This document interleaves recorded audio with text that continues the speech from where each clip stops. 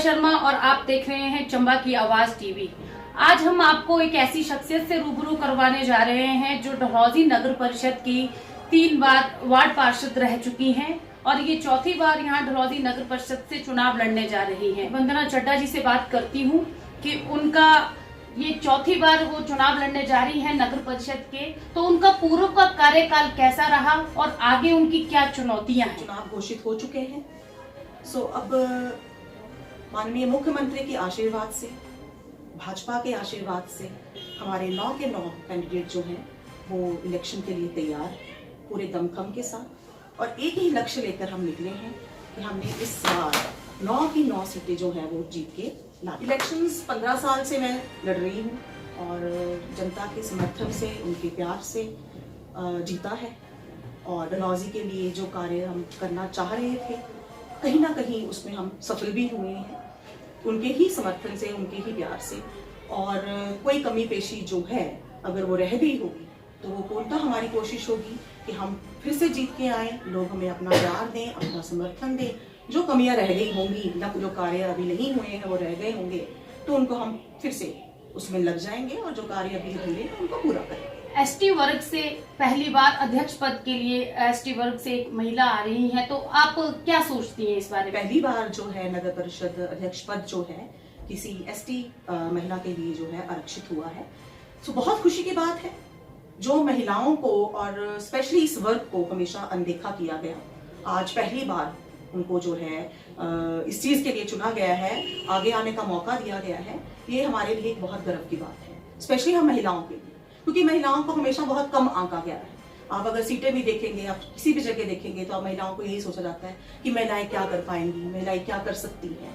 तो ये एक प्लेटफॉर्म होता है जहां एक महिला आकर अपना दिखा सकती है कि हम किसी से कम नहीं है। महिला का अध्यक्ष बनना और ऊपर से एक एसटी महिला का, ताकि उस वर्ग के लोग जो कभी अपने घरों में ही दबे दुबके बैठे हुए थे, आज वो लोग भी खुल के सामने आ सकेंगे और अपनी बात जो है वो सामने रख सकें। हमारे माननीय मुख्यमंत्री श्री जयराम ठाकुर जी ने कि इस तरह का रोस्टर आया है कि महिलाओं को जो है वो एक बराबर का हिस्सेदार बनाया गया है और उसी के रास्ते ये जो एसटी सीट जो है वो रिजर्व की गई है। तो बहुत बहुत धन्यवाद मैं अपने मुख्यमंत्री जी का करना चाहूँगी। वंदना जी, जो आपके प्रतिद्वंदी हैं इस बार जो उतरे हैं चुनावी मैदान में, तो आप उनसे कैसे पार पाएंगी?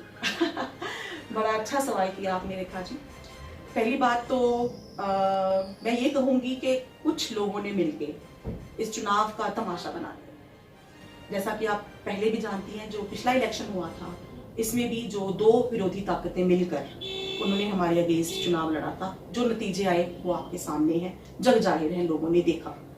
तो इस बार भी ये जो हमारे विरोधी हैं वो इस भ्रम में ना रहें कि वो ये ताम झाम क्रिएट करके कि वो अंदर से अलायंस करेंगे और कुछ जो हमारे ही लोग हैं, जो जिसको हम काली भेड़ें कहते हैं, है ना, उन लोगों को अपने साथ मिलाकर और ये जनता को बेवकूफ बना लेंगे। ये उनकी बहुत बड़ी गलतफहमी है। एक चीज मैं और कहना चाहूंगी रेखा जी कि डलहौजी शहर जो है, यहाँ की जो जनता है वो इतनी समझदार है कि ये लोग चाहे जितना भी कोशिश कर ले कि हम उनको इस तरह से करके भ्रमित कर, किसी भी तरह से चालें चल के ये उनको भ्रमित कर पाएंगे, ये वो इस चीज में कभी भी कामयाब नहीं होंगे, क्योंकि लोग ये जानते हैं कि सच क्या है।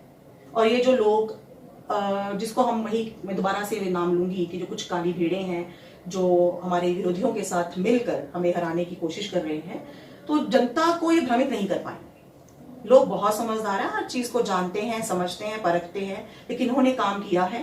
कौन उनके दुख सुख में हमेशा उनके साथ खड़ा रहा है, क्योंकि डलहौजी हमारे लिए, ये चुनाव है ठीक है, डलहौजी हमारे लिए शहर ना कभी था ना कभी रहेगा। ये हमारा परिवार है, ये घर है। जैसे हम अपने घर की, एक मुखिया जो होता है उसको अपने घर की फिक्र होती है, उसको चिंता होती है कि मेरा परिवार ठीक रहे, सुरक्षित रहे, धन धान्य से संपन्न रहे। ये एक मुखिया का जो होता है वो रोल होता है।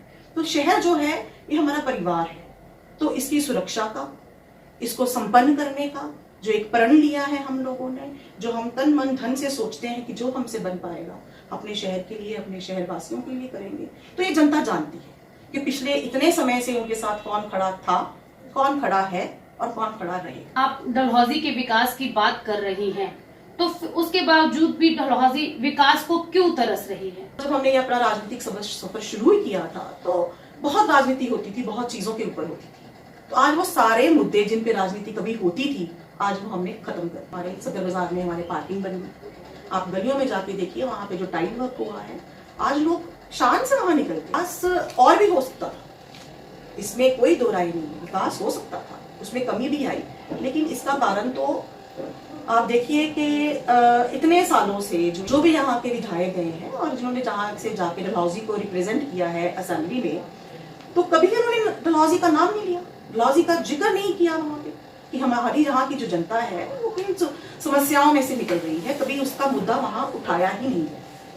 आज अगर डलहौजी की ये जो हमारे सो कॉल्ड नेता जो जीत कर वहां जाते रहे हैं असेंबली में, इन लोगों ने वहां मुद्दे उठाए होते तो आज डलहौजी कभी ना पिछड़ता। आज डलहौजी पीछे रह गया क्योंकि इन लोगों ने नहीं सोचा हमारे शहर के बारे में। आज जो भी पैसा डलहौजी में, आज मुख्यमंत्री हमारे जयराम आए हैं, उन लोगों ने बजट मुहैया करवाया, पैसा दिया, तो विकास दिख रहा है। वंदना जी, अंत में आप कोई डलहौजी की जनता को संदेश देना चाहती हैं? जी बिल्कुल रेखा जी, मेरा यही है डलहौजी से जनता से एक आग्रह है कि ये एक 5 साल हम काम करते हैं और ये जो समय है अब ये इनका है कि इनको ही ये सुनिश्चित करना है और डिसाइड करना है कि हमें अपनी डलहौजी को सुरक्षित हाथों में देना है। एक चीज मैं और कहना चाहूंगी, डलहौजी की जनता को ये मेरा एक आग्रह है, बारंबार ये आग्रह है कि जो लोग डलहौजी में ये डिवाइड एंड रूल की जो राजनीति कर रहे हैं, तो इसका वो उनको मुंह तोड़ जवाब दे, क्योंकि ये जो हमारे डलहौजी में 15 साल का कार्यकाल रहा, इसमें हम लोगों ने जो विकास के कार्य किए हैं, इनको उनमें रुकावट ना है। जो एक भाईचारे की नींव हमने इस शहर में रखी है, उस नींव की अब हमें इमारत खड़ी करनी है और उसका एक हमें एग्जाम्पल सेट करना है कि डलहौजी में डिवाइड एंड रूल की पॉलिटिक्स नहीं करेगी। बाहर से लोग आकर हम भाइयों को, हम बहनों को आपस में लड़ाकर वो उस चीज का फायदा ना उठा पाए, और इस चीज को ध्यान में रखते हुए आप अपना जो है वोट एक सोच समझकर उसका यूज करें और उन लोगों को, उन बाहरी ताकतों को ये जवाब दे कि वो बाहर से आकर यहाँ पर हम लोगों को आपस में लड़वा नहीं सकते। और जो भाईचारा हमारा हमेशा रहा है, जैसे हम दुख सुख में एक साथ रहे हैं, वैसे ही हम रहेंगे और जीत का परचम हम लहराएंगे और 9 की 9 सीटें जीत के लाएंगे। चंबा की आवाज टीवी एक और नई शख्सियत के साथ होगा रूबरू, तब तक के लिए हमें दें इजाजत। नमस्कार।